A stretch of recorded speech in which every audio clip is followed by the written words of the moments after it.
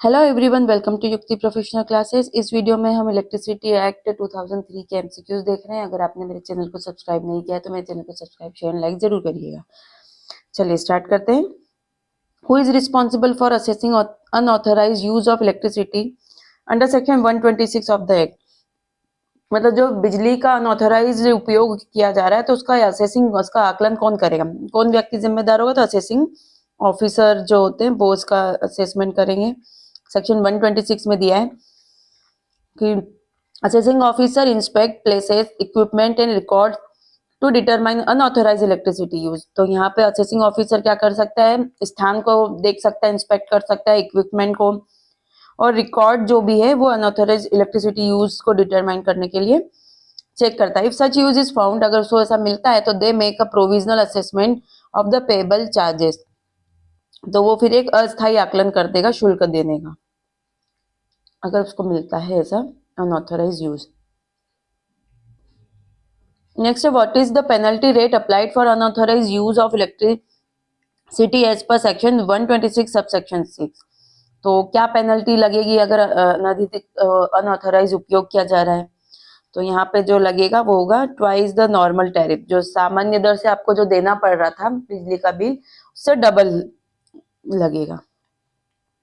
धारा 126 subsection 6 the assessment for unauthorised electricity usages is made at a rate twice the applicable tariff for the category of service. मतलब जिस category में वो services मिल रही है और उसमें जो टैरिफ लग रहा है उसका दुगना। Within how many days must an appeal be filed against the final assessment order under section 127? जो 127 के अंतर्गत जो अंतिम मूल्यांकन आदेश हो गया है, तो कितने दिनों में उसके लिए अपील फाइल की जा सकती है? तो 30 दिनों के भीतर 127 के तहत अपील दायर की जा सकती है। Any person aggrieved by the final assessment order under section 126 may file an appeal within 30 days before the appellate authority. जो 126 में डिसीजन मिला है फाइनल असेसमेंट का, उसके विरुद्ध अगर अपील करना है 127 के तहत तो 30 दिन के अंदर करना होगा। How much of the assessed amount must be deposited before filing an appeal under section 127 subsection 2। तो अब जो अपील करना है तो कितना अमाउंट, मतलब कितना आकलित राशि को जमा करना होगा, कितना, तब जाके आप अपील फाइल कर सकते हो। तो 50% ऑफ द असेस्ड अमाउंट, जो अमाउंट असेस किया था उसका 50% डिपॉजिट करना होगा, उसके बाद ही अपील देखी जाएगी। तो no appeal shall be entertain unless 50% of the assessed amount is deposited in cash or bank draft with the licensee and proof of deposit is enclose with the appeal.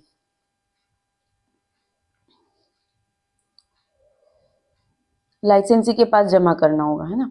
Who has the authority to investigate matter related to non-compliance by licensee under section 128? अगर लाइसेंसी ने अगर कोई non compliance करा है तो उसको कौन सी अथॉरिटी इन्वेस्टिगेट करेगी? ठीक है, तो ये कौन करेगी?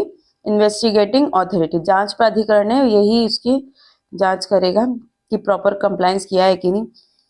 Section 128, if a licensee or generating company fails to comply with the act, the appropriate commission may direct an investigating authority to inspect and report on the matter. Next है section 129. Under section 129, in which situation can the appropriate commission issue an order? तो किस situation में appropriate commission issue order कर सकती है? Section 129 के तहत बोला गया है। तो जब कोई लाइसेंसदारी अपने लाइसेंस की शर्तों का उल्लंघन कर रहा हो, है ना, या करने की संभावना, तब यहाँ पे डायरेक्शन इशू की जाएगी। तो सेक्शन 129 के अनुसार, if the appropriate commission finds evidence that a licence is violating और is likely to violate the condition of their licence, it can issue an order to ensure compliance. अगर लग रहा है कि अप्रोप्रिएट कमीशन को ऐसा मिलता है, ऐसे साक्ष्य मिल रहे हैं कि ये वायलेट करने वाला लाइसेंसी जो है वायलेट कर रहा है इसके कंप्लायंस, या फिर करने वाला ऐसी कंडीशन है, जो उसकी कंडीशन है उसको वायलेट करने वाला है, तो यहाँ पे उसको ऑर्डर दे दिया जाएगा कि कंप्लायंस किया जाए। Section 130, what must the appropriate commission do before issuing an order? तो एप्रोप्रिएट जो कमीशन है आदेश जारी करने से पहले उसको क्या करना होगा? तो उसको सर्व नोटिस करना होगा टू कंसर्न लाइसेंसी, संबंधित लाइसेंसीधारी को नोटिस देगा, फिर पब्लिश करेगा द नोटिस पब्लिकली नोटिस होगा, और कंसीडर सजेशन एंड ऑब्जेक्शन, ये तो ये तीनों ही चीजें मतलब ऑल ऑफ द अबव यहाँ पे किया जाएगा। सेक्शन 130 में कहा गया कि अप्रोप्रिएट कमीशन को आदेश जारी करने से पहले 3 प्रमुख कदम उठाने होंगे।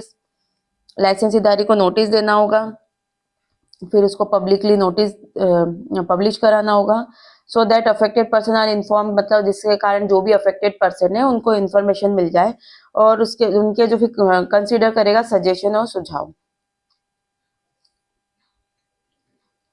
नेक्स्ट है section 131, how must the state government transfer the property of the state electricity board. तो राज्य सरकार को स्थानांतरित करके और फिर पुनः सरकार द्वारा किसी अन्य कंपनी को सौंपा। तो यहाँ पूछा गया है कि जो स्टेट मतलब राज्य सरकार है उसको स्टेट इलेक्ट्रिसिटी बोर्ड संपत्ति जो प्रॉपर्टी वो कैसे ट्रांसफर करेगी। तो यहाँ पे वो करेगी राज्य सरकार को पहले ट्रांसफर करा, फिर क्या करेगी, पुनः सरकार द्वारा किसी अन्य कंपनी को सौंप दी जाएगी।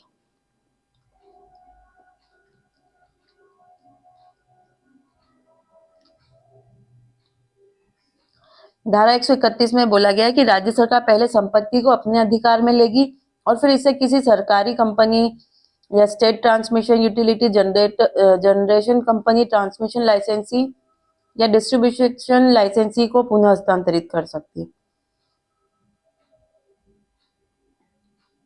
If under a transfer scheme property is transferred to a private entity, what is required? तो अगर प्राइवेट एंटिटी को अगर प्रॉपर्टी ट्रांसफर कर दिए तो क्या होगा, तो the transfer will be done only at a fair value, उसका जो फेयर वैल्यू होगा वो देना होगा।